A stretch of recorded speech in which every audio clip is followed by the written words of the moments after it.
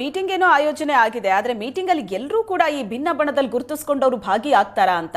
ಯತ್ನಾಳ್ ಉಚ್ಚಾಟನೆ ನಂತರ ಒಂದ್ ರೀತಿ ಆತಂಕ ಅಂತೂ ಇದ್ದೇ ಇರುತ್ತೆ. ಯತ್ನಾಳ್ ಅಂತ ನಾಯಕನನ್ನೇ ಉಚ್ಚಾಟಿಸಿದ ಮೇಲೆ ಇನ್ನು ಈ ತರದ ಪಕ್ಷ ವಿರೋಧಿ ಚಟುವಟಿಕೆಗಳನ್ನ ಮುಂದುವರಿಸಿದ್ದೆ ಆದ್ರೆ ತಾವೂ ಕೂಡ ಕೆಂಗಣ್ಣಿಗೆ ಗುರಿ ಆಗ್ಬೇಕಾಗತ್ತೆ ಅನ್ನೋ ಆತಂಕ ಇರುತ್ತೆ. ಸೊ ಹಾಗಾಗಿ ಈಗ ಯತ್ನಾಳ್ ಅವ್ರ ಬೆನ್ನಿಗೆ ಯಾವೆಲ್ಲ ನಾಯಕರು ನಿಂತ್ಕೋತಾರೆ ಅನ್ನೋದು ಬಹಳ ಇಂಟ್ರೆಸ್ಟಿಂಗ್ ಇದೆ.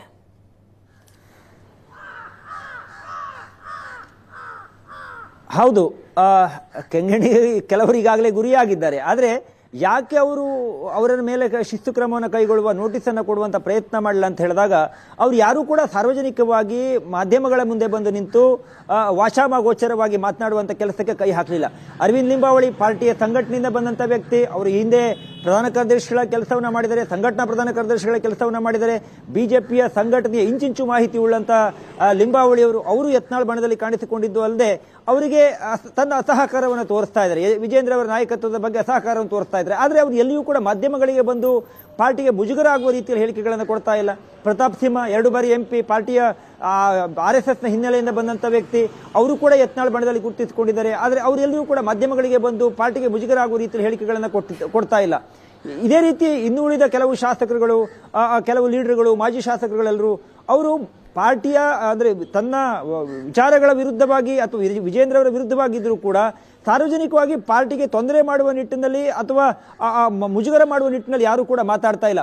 ವಕ್ಫ್ ವಿರುದ್ಧದ ಹೋರಾಟವನ್ನು ಮಾಡಿದ್ರು. ವಕ್ಫ್ ವಿರುದ್ಧದ ಹೋರಾಟವನ್ನು ಪ್ರತಾಪ್ ಸಿಂಹ ಸಮರ್ಥನೆ ಮಾಡ್ಕೊಂಡಿದ್ದು ಹೇಗೆ? ಅದು ಹಿಂದೂಗಳಿಗೆ ಆಗ್ತಾ ಇರುವಂಥ ಅನ್ಯಾಯ. ಅದಕ್ಕೋಸ್ಕರ ನಾನು ಅವ್ರ ಜೊತೆ ಕಾಣಿಸ್ಕೊಂಡಿದ್ದೇನೆ. ನಾನು ಪಾರ್ಟಿಯ ಒಂದು ಮುಜುಗರ ಮಾಡುವಂಥ, ವಿರೋಧ ಮಾಡುವಂಥ ಕೆಲಸವನ್ನು ಎಲ್ಲಿ ಮಾಡಿದ್ದೀನಿ ಹೇಳುವಂಥ ಮಾತುಗಳನ್ನು ಹೇಳ್ತಾ ಇದ್ರು.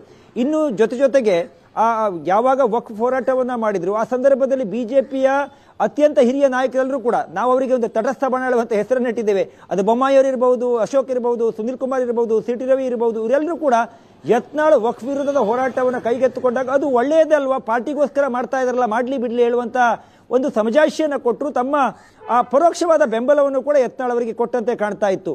ಆದರೆ ಇವ್ರು ಯಾರೂ ಕೂಡ ಪಾರ್ಟಿಯ ಹೊರತುಪಡಿಸಿ, ಪಾರ್ಟಿಯ ವೇದಿಕೆಯನ್ನು ಹೊರತುಪಡಿಸಿ ಯಾರಿಗೂ ಮಾಧ್ಯಮಗಳಿಗೆ ಬಂದು ವಿಜೇಂದ್ರ ನಾಯಕತ್ವವನ್ನು ಪ್ರಶ್ನೆ ಮಾಡಲಿಲ್ಲ. ಹಾಗಾದ್ರೆ ವಿಜೇಂದ್ರ ನಾಯಕತ್ವದ ಪ್ರಶ್ನೆ ಇಲ್ವಾ? ನಿಶ್ಚಿತವಾಗಿ ಅವ್ರಿಗೆಲ್ಲರೂ ಕೂಡ ಪ್ರಶ್ನೆ ಇದೆ. ಮತ್ತು ಇನ್ನೂ ಕೂಡ ಅವ್ರು ಯಾರು ಸರಿಯಾಗಿ ಆ ನಾಯಕತ್ವವನ್ನು ಒಪ್ಕೊಂಡಿಲ್ಲ.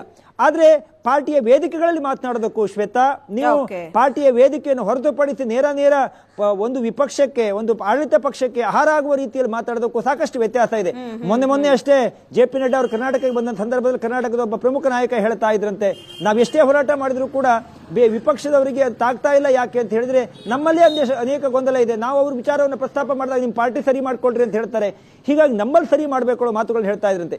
ಯತ್ನಾಳ್ ಅವರಿಗೀಗ ಒಂದು ವೇಳೆ ಮಾಧ್ಯಮಗಳಿಗೆ ಬಂದು ಮಾತಾಡದೇ ಇದ್ದಿದ್ರೆ, ಮೌನವಾಗಿದ್ದು ವಿಜೇಂದ್ರ ನಾಯಕತ್ವಕ್ಕೆ ಅಸಹಕಾರವನ್ನು ತೋರಿಸಿದ್ರೆ ಅವ್ರು ನಿಶ್ಚಿತವಾಗಿಯೂ ಕೂಡ ಉಚ್ಚಾಟನೆ ಮಾಡುವಂತ ಹಂತಕ್ಕೆ ಹೈಕಮಾಂಡ್ ಹೋಗ್ತಾ ಇರಲಿಲ್ಲ. ಆದರೆ ಪದೇ ಮಾತು, ಪದೇ ವಿರೋಧ, ಪದೇ ಜಾತಿ ವಿಚಾರಗಳನ್ನು ಪ್ರಸ್ತಾಪ ಮಾಡೋದು, ಇದೆಲ್ಲವೂ ಕೂಡ ಪಾರ್ಟಿಗೆ ಕಿರಿಕಿರಿಯನ್ನು ಉಂಟು ಮಾಡಿತು. ಹೈಕಮಾಂಡ್ಗೆ ಇದು ಮನವರಿಕೆ ಆಯಿತು.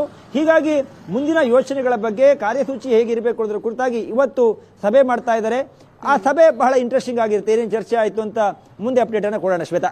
Thank you Ravi Shivaram.